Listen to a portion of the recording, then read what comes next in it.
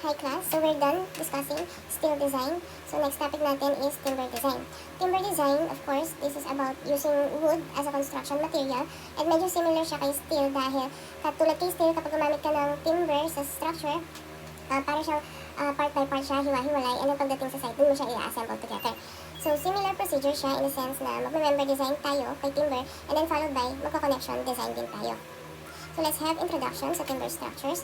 Timber has always been one of the more plentiful natural resources available, and consequently it is one of the oldest known materials used in construction. Timber structures can be highly durable when properly treated and built. It is a material that is used for a variety of structural forms like beams, columns, trusses, girders, pwede siya sa piles, mga deck, and sa mga railway. So many failures in timber buildings in the past have shown us the safe methods of construction, connection details, and design limitations. It should be kept in mind that unlike some structural materials like steel and concrete, the properties of timber are very sensitive to the environment. So for example, ang timber sensitive siya sa moisture content. May epekto yon sa kanyang strength and stiffness. So kapag maulan, ang location niya, syempre, nag-increase ang moisture content ng wood, ina-absorb niya yung moisture sa atmosphere, di ba? Or even yung nadadrop sa kanya. So nababawasan or even it won't function that properly. Also, mag-shrink siya and pwede siyang mag-swell. In connection din yan sa temperature ng lugar. So, maraming pwedeng maka-apekto sa wood. Even chemical or mga substances sa environment, madaling maapektuhan ang wood. So, a proper understanding of the physical characteristics of wood aids in building mga timber structures. So, to study timber materials, we need to know its source. Of course, yung wood. Wood is from an organic living material, yung mga trees natin. So, generally, wood comes from the logs na nakakat down na trees, specifically yung trunk part ng trees. The parts of the wood are here discussed. May illustration tayo. So, annual rings. I think familiar na kayo dito. Yun yung, kumbaga, rings na nade-develop ng tree trunk every year. Yun yung, kaya sometimes, tinatawag siyang growth rings. So, kung how many rings it has, it means yun yung how old the tree is. It can tell yung age ng tree. Then we have the rays. So the rays, they are radial from the center. It lines outward. Then we have outer bark, inner bark. Yun yung kumbaga skin, hard skin ng tree natin. And then we have the sapwood. It has the lighter color. It is before yung mga bark natin.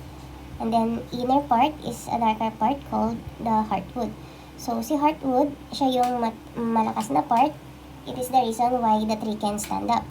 And then, si sapwood, nandun yung mga cells kung saan yun ang nagde-deliver ng food for the whole tree.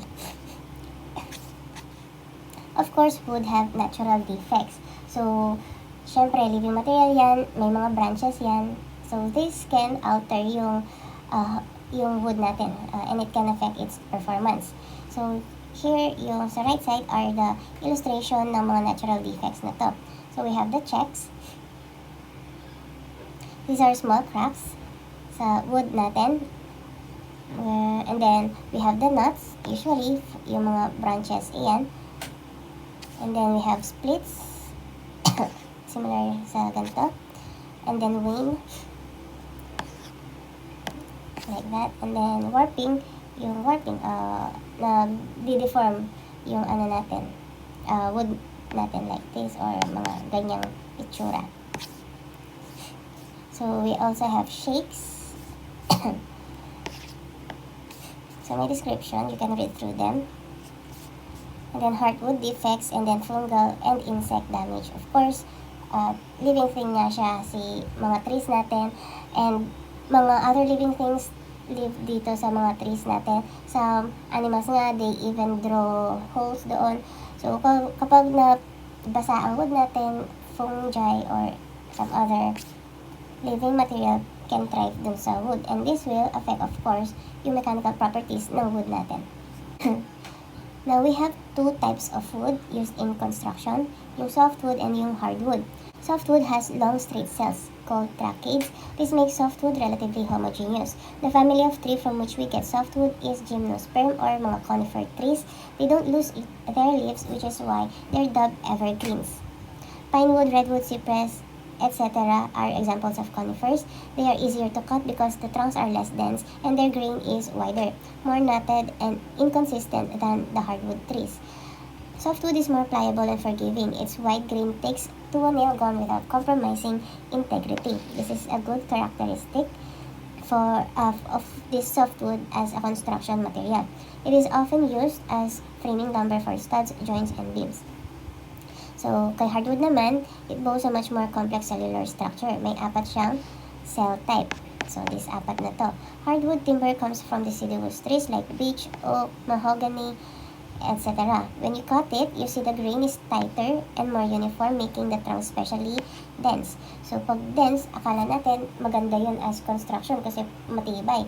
But actually, this makes it less ideal for construction use. Kasi kapag mininail siya, yung mga hardwood, nag-i-split siya sa sobrang hard niya at sobrang tight na mga cells niya.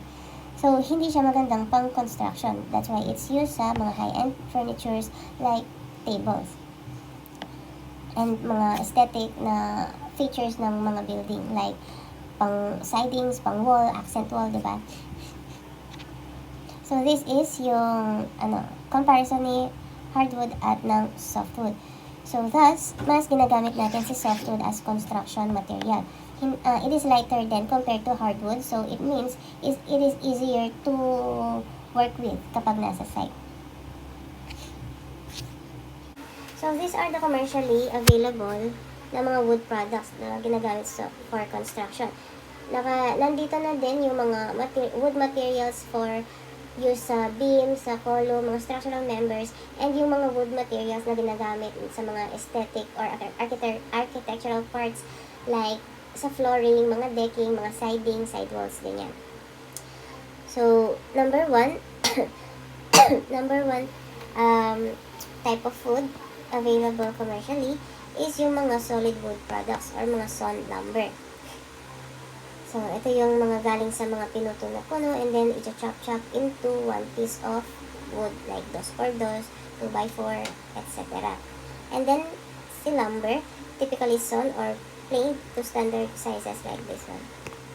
And then timber, larger siya kay lumber. And then planks, these are mga malalapad na wood materials na pang flooring, decking, etc. So, another one, number 2, mga engineered wood products. So, engineered, ibig sabihin, yung mga wood na they undergo production na para ma-enhance yung capacity or capability ng mga wood materials. So, unang-una dito, si glue laminated timber or they call glulam. It is a product made by bonding layers of wood together with strong adhesives. It is often used for beams, arcs, and large spans. And then the other, yung iba, mga other types of commercial available woods. Pero, when you look at AISC, ang pinakang included sa design sa AISC when you use wood, timber as construction material is si glulam lang at si sawn lumber. So, sawn lumber, either yung lumber or timber lang yan. Parehas lang yan technically. Mas malaki lang yung cross-section ng timber. But they are both under sawn lumber. So, in-include ko lang yung other wood materials natin like plywood, mga particle board, just for information. Pero we are concentrating na kay glulam and kay mga sawn lumber. Sila lang yung included kay AISC na dinedesign. So, sawn lumber, kunwari nagcut tayo ng trees, of course, ayan. I-chop-chop siya. So, yung pag-chop-chop sa mga logs, diba logs, ito yung mga kinakat na big trees. So, ang pag-chop-chop are done in 4 different ways. That's why, meron silang ganyang corresponding grain. Kapag binili mo siya, iba-iba yung pattern ng grain because nakadepende yon paano i-cut yung logs na pinuputol natin. So, yun yung sawn lumber. So, ano naman si glulam? So, eto si glulam. Parang galing lang din siya dito kay sawn lumber, pero they go engineering production. So, eto na siya. From the trees, kinat na natin yung trees, and then ikikiln drying or whatever drying method, and then ayan, strength grading, and then lalagyan ng joint, and then they put them together. May adhesive. Ayan. Ito ang finished product. So, this is yung nagkaroon isang cross-section ng wood material galing sa tatlong pinagdikit-dikit na cut na lumber. Ayan. So, pupunta na tayo sa let's start designing na etong mga lumber or wood materials natin, wood members natin. Kung matatandaan nyo sa steel, kapag meron tayong bolted connections, kunwari, ang diameter ng bolts natin, diameter ng bolts, 3/4 inch. Diba, yung bolt hole, no, the corresponding bolt hole, nag-i-increase bolt hole. Ano ba? Yung bolt hole natin, ini-increase natin ng diameter, nagiging 3/4 plus 1/8. Kasi, meron tayong allowance para yung easiness ng pagpasok ng bolt and yung sa manufacture or fabrication ng bolt.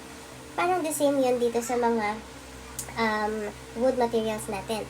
Kapag ang log, di ba, may picture tayo kanina isang log, and then chachap-chapin siya.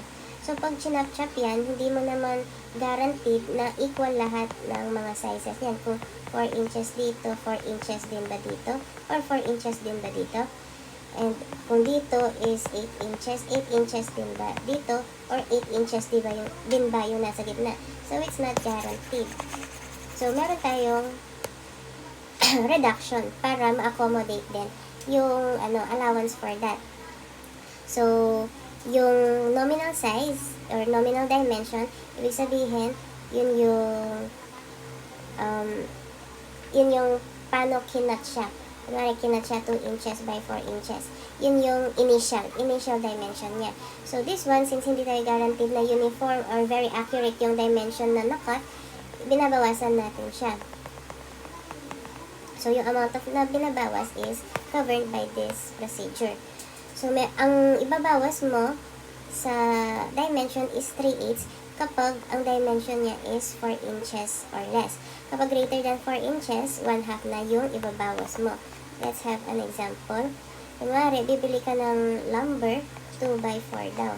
So, hindi yan guaranteed na 2x4. So, lalagyan mo siya ng reduction. Kailangan mong kunin to, yung DD. Yan yung reduced dimension. Itong DN na to, ito yung mga original sizes. So, since 2 inches, 4 inches, so, ano ang titingnan natin? Nandito lang tayo sa letter A. Kasi, nasa 4 inches and less lang tayo. So, kapag kukunin mo yung dimension na nito, it should be 2 inches minus 3/8. For this one, 2 inches minus 3/8 inches. And then, yung 4 inches, ito na yun. It will be 4 inches minus 3/8 din. Ito yung mga dimension na gagamitin mo sa design. Ito. Hindi mo gagamitin yung malaking cross-section or malaking size. Kailangan yung reduced size ang gamitin sa design. Of course, dahil we want to be conservative and safe. So, example, kung ang lumber mo is 4 by 8 inches. So, yung 4 inches dito ka. So, this will be 4 inches minus 3/8. And then, ito naman, dito ka na sa letter B. Kasi greater than 4 inches na. So, it will be 8 inches minus 1/2 inch. So, ito ay 7.5 inch na lang. And this one will be 3/5/8. Ito yung gagamitin mo dimensions pag nagde-design ka na. So, ayun na nga. So, ito yung sa NSCP. This is a table from the NSCP. So, kay NSCP, tabulized yung strength ng mga wood natin. So, meron siyang strength sa bending and tension parallel to the grain. Meron siyang strength sa compression parallel to the grain. May compression siya perpendicular to the grain. And then, may strength siya sa shear parallel to the grain. So, naka-divide din ang table sa mga 8% stress rate, 63% stress rate. So, etong mga to, syempre, malalaman mo yan dun sa pinagbibilhin mo ng structural wood na materials. Sila magpo-provide anong stress grade nila nung binibili mong wood. Also, sometimes din, pinaprovide na din nila yung ito, yung reduced na size, para siyang gagamitin mo sa design. So, ito yung mga trees na ginagamit natin. So, mga high strength group, nandoon si, ito yung mga available sa Pinas. So, meron tayong mga agoho, molave, narig, yakal. Ito yata yung mahal na mahal. And then, moderately high strength group, nandito yung, ito parang usual na naririnig natin ginagamit. This one, mahogany, usually pang decorative sila, no? And nara. Pero kapag structural, sometimes may yakal, no? And then, ito naririnig ko. And this one. So, and then the rest, nasa table sila. So, let's design timber members. Siyempre, anong dinidesign natin? Yung mga stresses na nasasubject yung mga members. So, let's recall yung mga stresses natin. Ano yung type of stresses natin? Number 1, axial. Number 2, ano ba? Shear.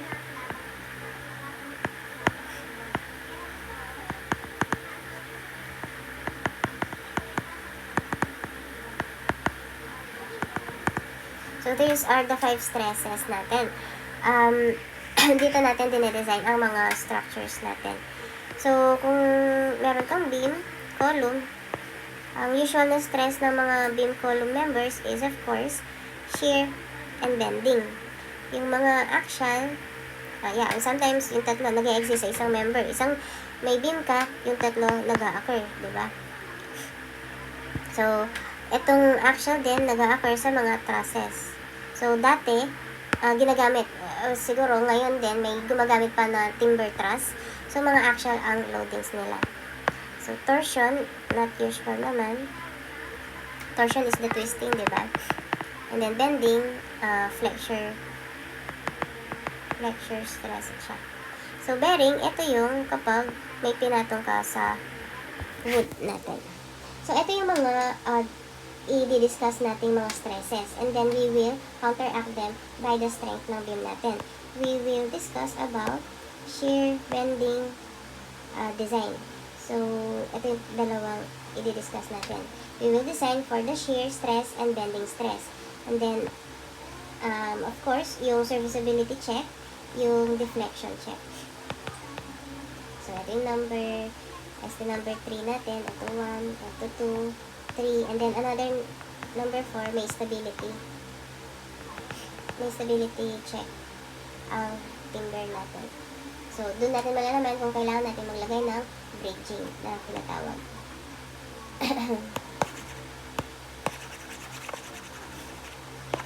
So, ayun yung mga stresses natin. Let's first design for the bending stress. So, sa timber design, mas madali siyang i-design kumpara kay steel kasi mas madali yung equation niya. Actually, ang equation lang niya is yung strength lang niya. Kukunin mo lang yung strength dito. Pipili ka kung bending ang dinidesign mo. Kukunin mo yung bending capacity niya. And then, imumultiply mo lang mga reduction factors. Then, tapos na. Yun na yung strength niya. Kay steel, madami pa siyang procedure. Ano? But with timber, mas madali. So, hatiin natin sa dalawa ang mga sinosolve dito sa timber design.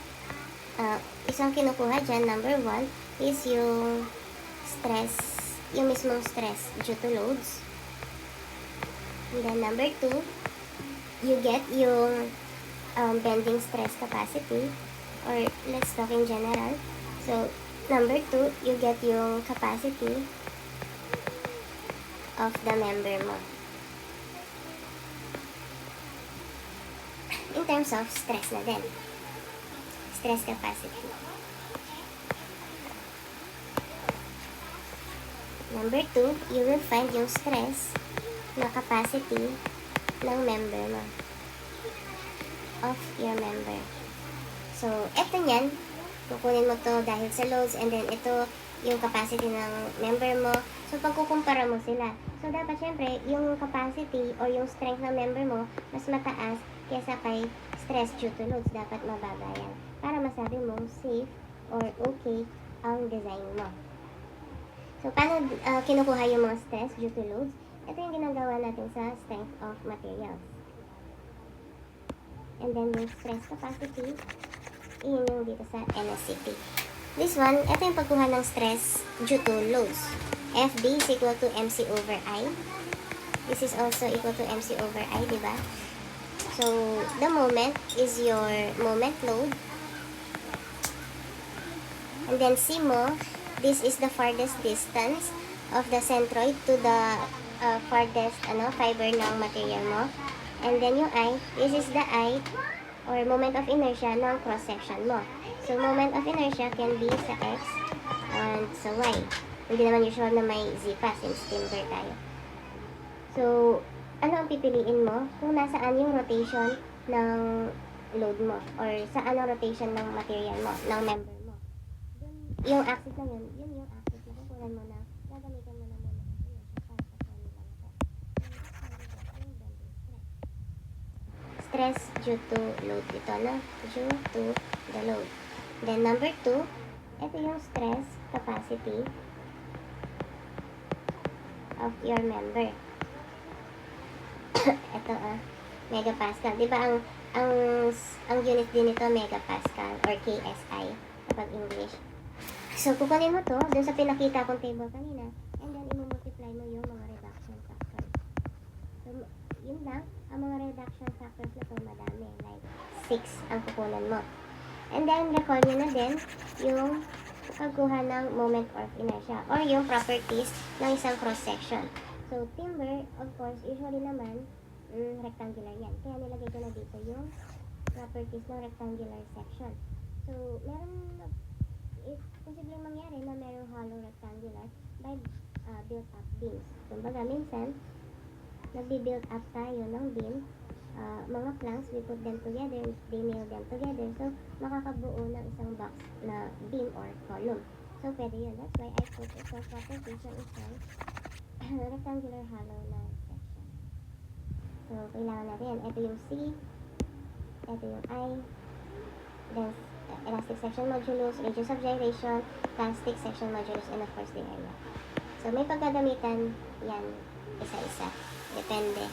So, let me write here yung MC over I. That is also bending stress due to the load. Para makuha yung bending stress due to the load. C, ito yun. And then I, ito yun. Okay? So, nilagay niya dito I na. Hindi na yan nilagay na IX and IY, no? So, ibig sabihin yan, ito yan. Dito yan. Rotation mo is this one. Ito na yung mga reduction factors. So, since we are designing for the bending stress, ito yung mga factors for bending stress. This one. For sawn lumber. And then, kapag glue lam ang gagamitin mo, ito ang mga factors niya for bending stress or bending design. So, binigay ko na itong CL, hindi ko sinama kasi ang haba ng procedure niya. Wag na. Pero syempre, in reality, kasama yan, no? Kapag magpa-problem na lang tayo, bibigyan ko na lang siya ng value niya. So, eto, for CD, the first factor, reduction factor for sawn lumbers tayo, eto yung table niya. So, you need to, you need to identify kung yung load duration mo. Kung pang 10 years, 7 years, ganyan-ganyan. And then next na reduction factor is wet service factor. So, if you're designing sa bending, ito yung reduction factor mo. Pipili ka dyan.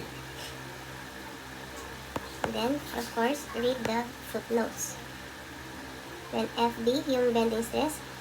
Times yung CF. CF is on the other page. Ito.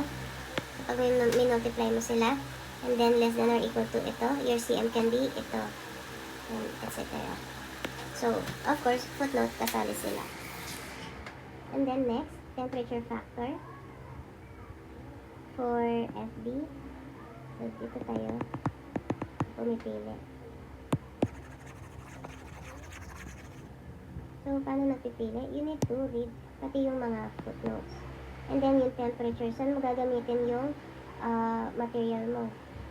If you want to be conservative, use the extreme one. Siyempre, conservative.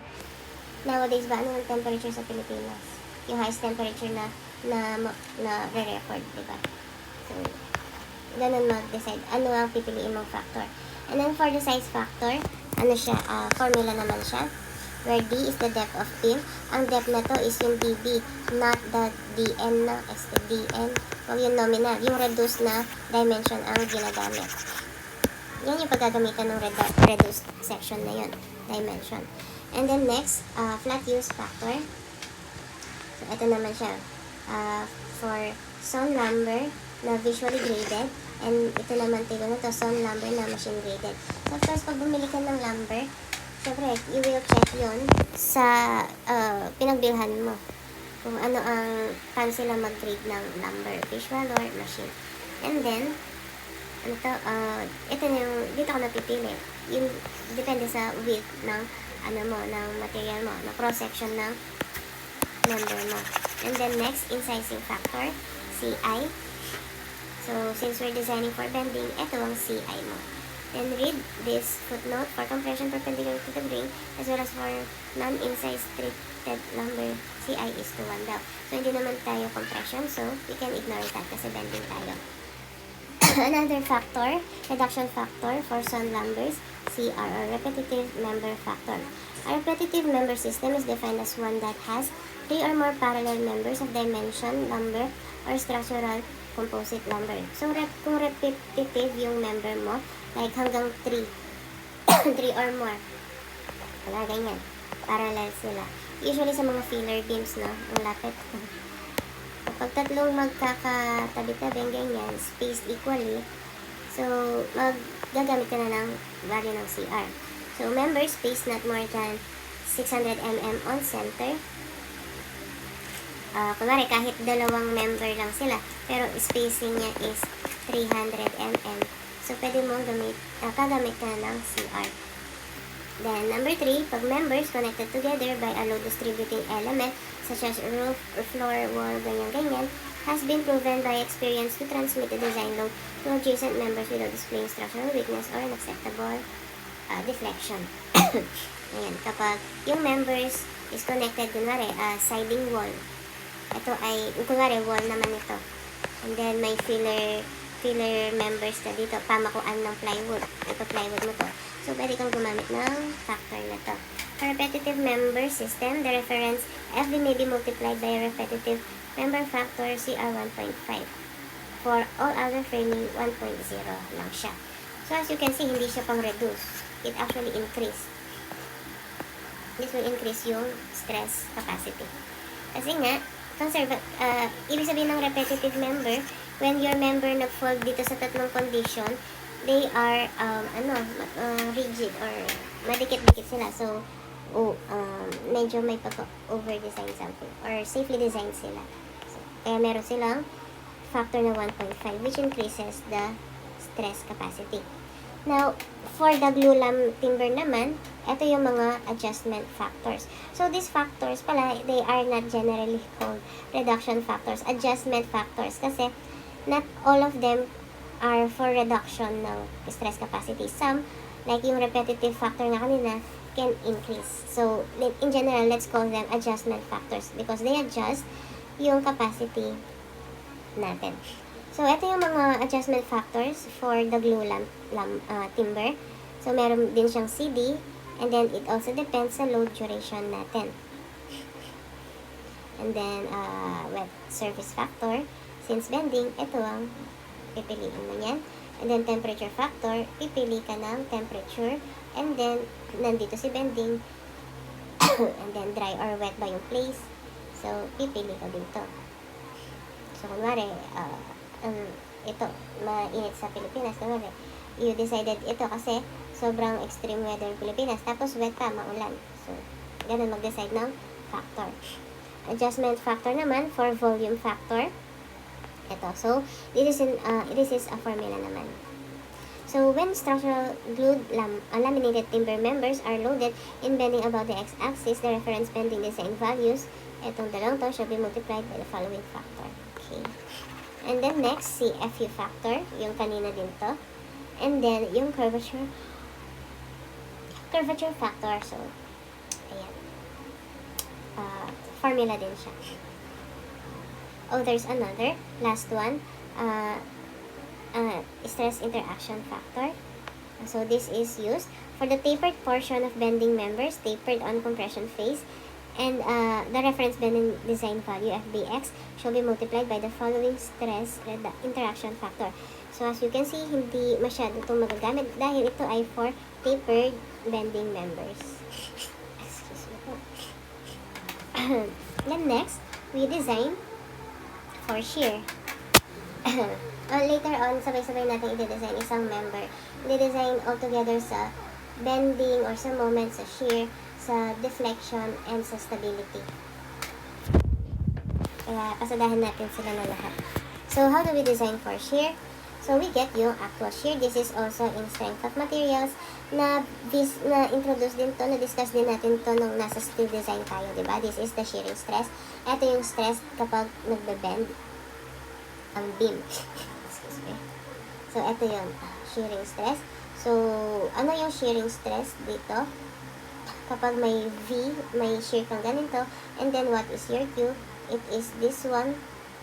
Ito yung, this is area. Diba kasi Q is equal to area times Y bar.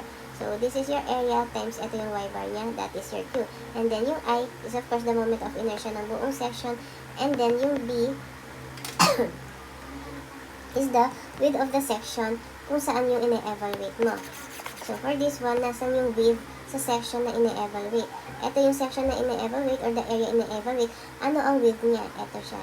Ito yung B. So, yun yung shearing stress. This is the shear stress due to the load. Load na V. And then next, we get, di ba, ito yung step 1. Then next, step 2, we get yung shear capacity. Using yung table pa rin na pinakita natin kanina. And then, multiplying, to be multiplied by the adjustment factors.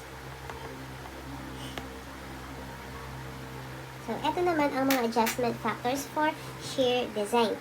So, kumpara kay FB kanina, mas konti yung mga adjustment factors relative to the shear design. So, ito kay Son-Lambert, ito kay Glue-Lamb. So, let's visit them. For Son-Lambers, ito yung mga factors. CD, CM, CT, and apat yun, no? CCI. And then for Glue-Lamb, apat din. Apat din ang kay Glue-Lamb, CD, CM, CT, and then CV. So, then, ikukumpara mo yung dalawa. Ito yung stress due to load. Kukumpare mo siya sa stress capacity ng member. The same din kay bending stress kanina. Asa yung bending stress? Kinuha natin yung bending stress due to loads. Di ba? Ito, due to loads. And then, iko-compare yan sa bending stress capacity ng beam. So, iko-compare mo silang dalawa. Dapat mas malaki ang capacity ng member natin to be said or to be concluded na safe yung design. So, ayun, simple lang, no? Para mag-design ng pag-timber. Yun na yung shear design natin. And then for design for deflection, ito pa din yung dati. Meron tayong limit. Ito yung mga limit. Limit ng deflection na pwede sabihin mo. So, ito yung limit. So, ibig sabihin, dapat hindi tayo lumampas doon. So, ito yung limit ng material. So, we will compare that dun sa actual na deflection. Ito, for the actual deflection, pinigay ko yung table na to, diba? Para makuha yung actual deflection, ito siya. Siyempre, yung maximum ang kukunin nyo. So, itong deflection na to, delta is the deflection, diba? So, yung deflection na to, i-compare nyo doon sa deflection ng material. Limit niya. Kasi itong binigay ko na table na to, this is the deflection due to load. So, this is the deflection due to load. So, we will compare that to the deflection limit naman ng material. dapat yung deflection due to load mas maliit kaysa sa deflection ng limit ng material. Kapag mas malaki yung deflection dahil sa load, failed ka. malaki yung load mo. So, the same thing, may reduction ang design for deflection. At ang reduction na yun, makikita sa modulus na gagamitin mo para sa lumbar mo. So, saan ginagamit ito? Diba dito sa, eto yung E na to, modulus ng material. So, bago mo siya gamitin doon, yung modulus ng material, reduction factor mo siya. Itong modulus na to, merong modulus table din. Nasa table din yan. Yung pinakita ko, this one. Ito o modulus. Ito yung E. So, kukunin mo din yung E niyan. Kunwari, gumamit ka ng yakal, ano yung E niya? So, nakuha mo yung E niya. Ang E ginagamit sa deflection check, diba? Pero bago mo siya i-substitute sa deflection check, i-subject mo muna siya sa mga adjustment factors. Yung modulus of elasticity. Ibig sabihin, bago mo gamitin yung modulus of elasticity, i-multiply mo muna itong tatlong factors for the sun lumbar and then dalawang factors lang for glue lump. So, let's see yung mga adjustment factors ng sun lumbar. So, tatlo lang, CM, CP, CI. So, same lang yan dun sa kanina, no? But, you make sure na tumitingin ka na dun sa column ng elasticity. Nandito ka na, so, dito ka na titingin. And then, you choose yung temperature. And then, dito ka na titingin. And then, you choose yung saang modulus na titingin. Kung pang lumbar ka ba or pang timber. Okay? So, that is how you get yung sa deflection.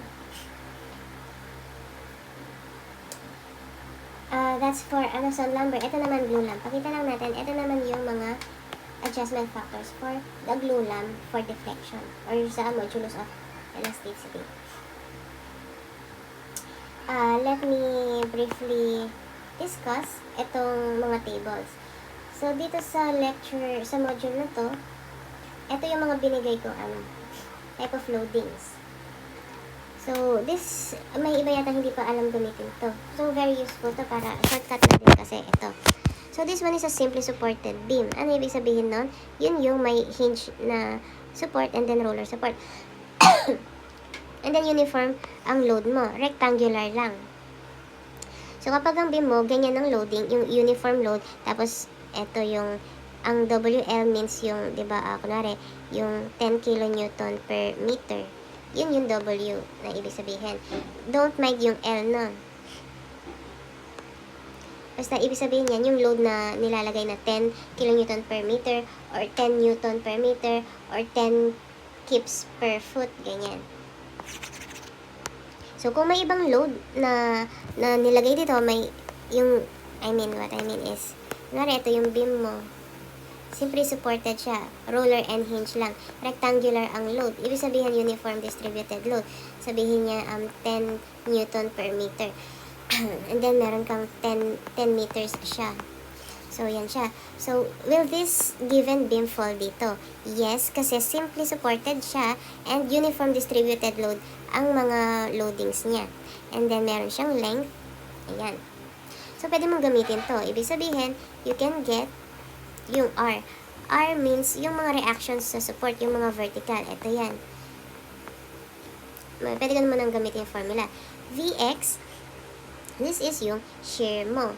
And pwede mong gamitin itong formula na to. W is yung 10 newton per meter, L is the 10 meters, and what is X?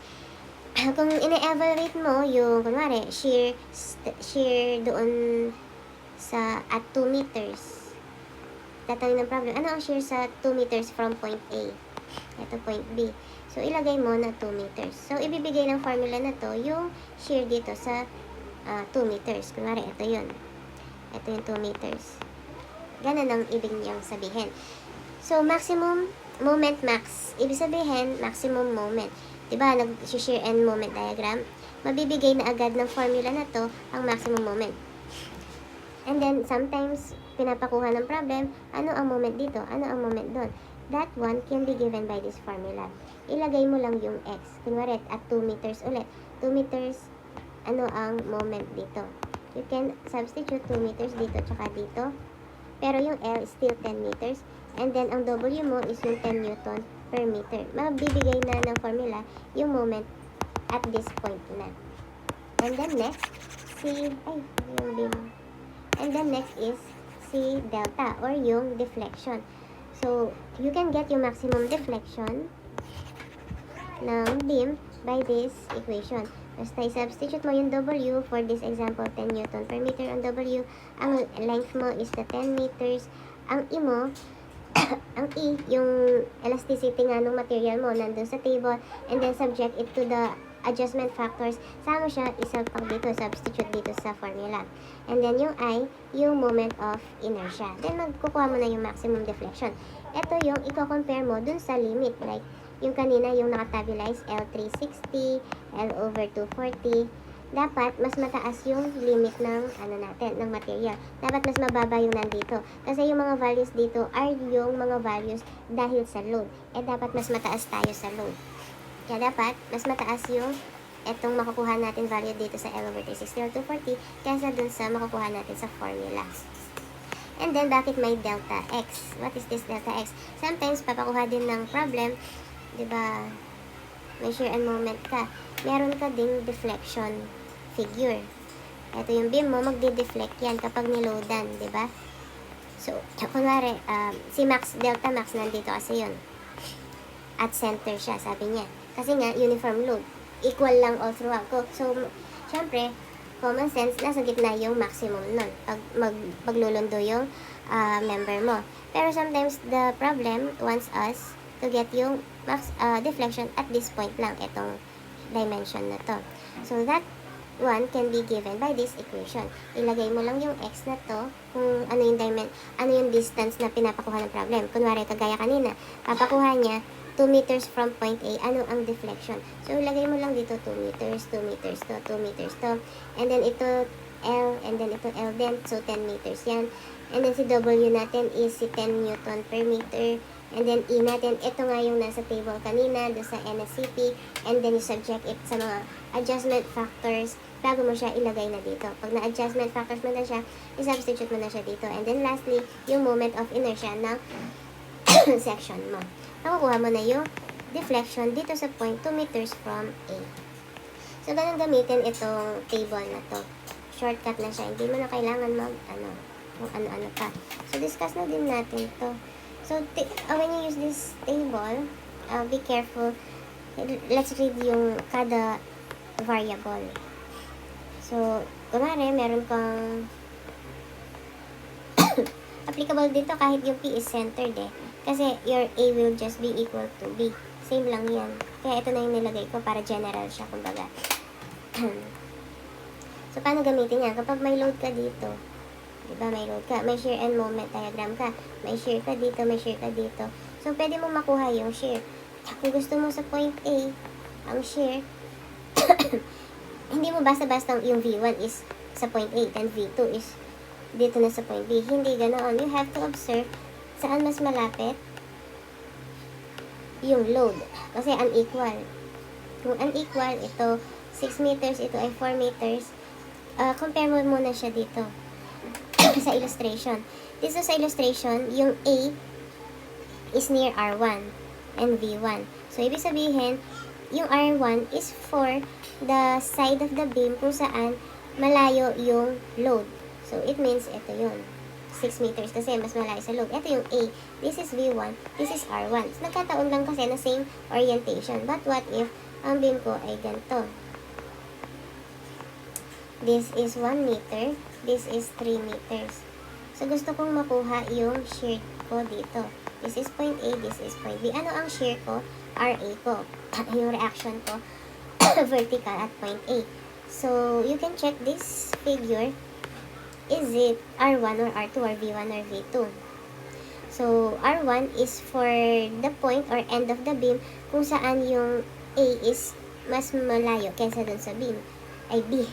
So, kung i-check mo yung given beam mo, from point A, mas malapit si itong 1 meter na to dun sa P. So, hindi yun si A. Hindi yun si R1. So, puntahan mo to, si R2, siya yung side of the beam kung saan si B ay mas malapit sa load. Ito yung lesser dimension. So, that is 1 meter kasi lesser siya kay 3 meter. So, ang value ni RA dito is equal to the equation ni R2. Ito ang gagamitin mo to get yung reaction ng RA, si R2. So, So, titingnan mo, i-match mo yung figure dun sa problem mo.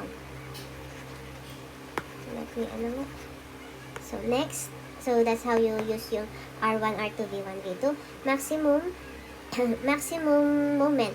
So, na-note na ng figure dito, nasaan ang maximum moment. Ang maximum moment daw, mangyayari for this situation, dun sa point load, kung nasaan siya. Kung this is 3 meters, this is 1 meter, maximum moment will happen 3 meters from point A. Ito na this mismo yun. 1 meter siya from point B. And then, yung maximum moment na yun has this value. So, still be, same lang naman. Okay, then delta max. Kapag magda-delta max, you need to check this one pa. Then, be careful which one you're going to use. No? Wag papalito. Okay, that's how you use this table. Mag-solve tayo ng problem sa timber design. So, remember, pag nagti-timber design, meron kang, number 1, bending stress check, meron kang shear stress check, meron kang 3, deflection, and then 4, stability.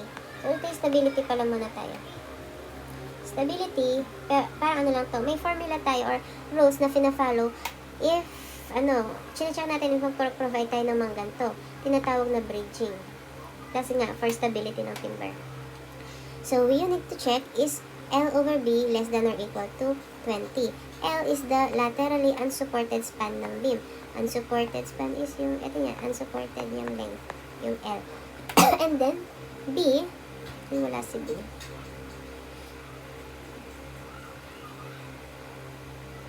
Ito yung B. Small bit na. Width of the beam. Ito yung B. Width of the beam. And then this is height, diba? So, if L over B is less than or equal to 20, there will be no reduction in the fiber's flexural length. FB prime is FB. What if 20 is less than greater itong ratio? And then, this ratio is less than 40. So, nasa gitna siya ng 20 at 40. Ibig sabihin, you need to reduce yung flexural strength. Ito. Ito na yung FB na gagamitin mo. So, aside from meron kong reduction or may mga adjustment factors, you need to further have a reduction. You need to have a reduction sa FB mo kapag nag-fall ang LB over B ratio mo between ang 20 and 40. And then, if super greater pa din siya, mas mataas siya sa 40 upper limit, you need to provide the bridgings na. Provide bridgings. Ano ba? Provide these bridgings. And then, K, meron mga K dito. The one that will be used for this equation. So, K, for simple beam uniformly loaded or loaded at 3 points. For cantilever beam, uniformly loaded. And then, K 1 over 80 for simple beam loaded at quarter points. And then, K is 1 over 120 for beam with concentrated load at any other point except third point and quarter points. Loaded at points, ibig sabihin yung mga point load. Illustrate natin for this one. If yung simple beam dam is uniformly loaded at third points. 1, 2, 3. So, uniformly loaded, ibig sabihin, kung 10 to, 10 lahat yan.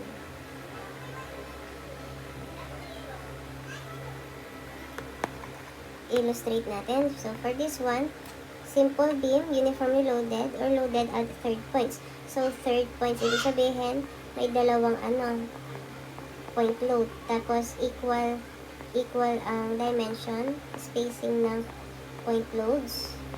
And then, equal din ang amount nila. So, kung 10 kips to, 10 kips din to. Okay? So, at third points, na-divide sa tatlo ang beam. So, ang K mo is 1 over 90. Pero kapag cantilever beam, ano ba yung cantilever beam? Number 2 naman. Dito na lang. So, number 2, cantilever beam, yung fix sa one end and then free yung other end ng beam.